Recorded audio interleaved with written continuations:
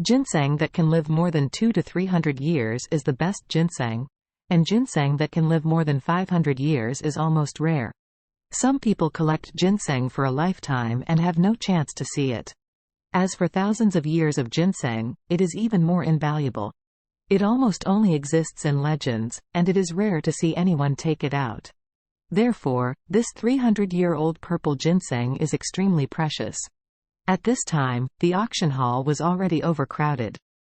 Most of the people who came were from all over the country in the world of traditional medicine, allopathic medicine, and medicinal materials. There were also many old Chinese doctors who could be regarded as masters of traditional medicine. Among them, many people are familiar with Tianqi. After seeing Tianqi coming in, they came forward to congratulate him. These are to congratulate him on successfully curing high paraplegia and creating a miracle in medical history. But Tianqi was extremely ashamed. Everyone thinks that he is responsible for the treatment of high-level paraplegia, but only he himself knows that the credit is entirely Charlie's alone. Mr. Charlie Wade likes to keep a low profile, so he let himself take it for him. Many people gathered around Tianqi and asked Tianqi how to cure high paraplegia.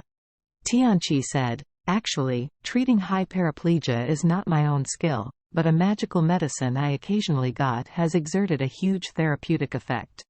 Someone asked, "Old Shi, can you publish the prescription for this magical medicine? If it is published, it will benefit all mankind."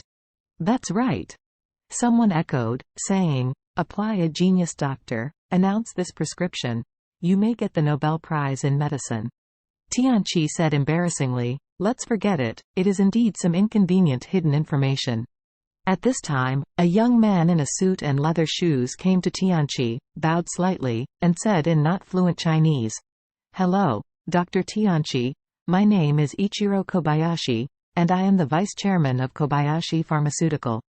Tianqi nodded and said, "I know that you Zhaolin Pharmaceutical. I wonder why you are looking for me." Ichiro Kobayashi said seriously, "Mr. Shi, our Kobayashi Pharmaceutical is the strongest pharmaceutical company in Asia. There are many popular classic drugs that are developed and produced by our company. With such a strong strength to support, we have the ability to carry forward your prescription for high-level paraplegia and sell it to more than 200 countries around the world. Therefore, I sincerely hope that you can sell this prescription to us." When Tianqi heard the other party's words, he couldn't help but frowned and said, "I remember, many of your medicines were not developed by yourself, and those medicines are all our campo." The so-called Hanfang is actually an ancient prescription of traditional medicine. Japan and South Korea were deeply influenced by Chinese culture in ancient times.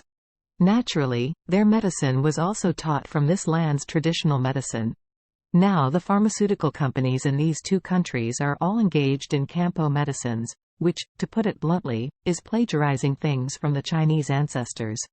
Because ancient Chinese prescriptions are recorded in some pharmacopoeias and there is no clear patent copyright protection, these Japanese and Korean pharmaceutical companies have plagiarized various prescriptions from the traditional Chinese pharmacopoeia, and then produced a variety of medicines and sold them all over the world. It would be fine if they made it clear that these medicines originated from ancient Chinese prescriptions, but they just want to publicize that the prescriptions were developed by themselves. There are even more shameless people who will describe the traditional medicine as a medicine handed down by the ancestors of their own country, making consumers all over the world think that these medicines are really the historical heritage of Japan and South Korea. This kind of blatant plagiarism has long made Tianqi and a lot of traditional medicine practitioners indignation. At this time, Ichiro Kobayashi said with an arrogant expression, "Mr. Shi, I want to correct your mistake. All of our medicines at Kobayashi Pharmaceuticals, none of them use campo, all of which are based on the essence of our Japanese traditional medicine." Hearing Kobayashi Ichiro's open denial, Tianqi said coldly, "I remember that you have 3 medicines that are marketed globally, namely, a stomach powder, a clear throat powder, and an eczema lotion. The 3 medicines have one prescription. It comes from Jones Zhongjing's treatise on febrile diseases and miscellaneous diseases in the Eastern Han Dynasty of China, a Yellow Emperor's internal classic from the Western Han Dynasty, and one from the Compendium of Materia Medica. Am I right? Ichiro Kobayashi's expression was a bit ugly, but he insisted on denying it. Isn't Mr. Shi joking?